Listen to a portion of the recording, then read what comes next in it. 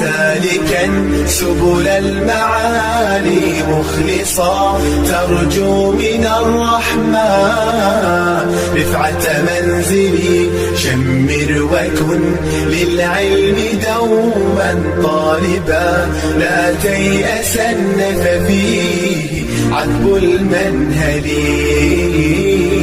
يا أمتي عهدا بأن أتعلم فعلو شأنك بغيتي ومؤملي بالعلم نبني يا أخي حضارة ونعيد أمجاد الرعيل الأول. العلم شمس يستضاء بنورها تشفي من الأسقام كل معلل فإذا به للخير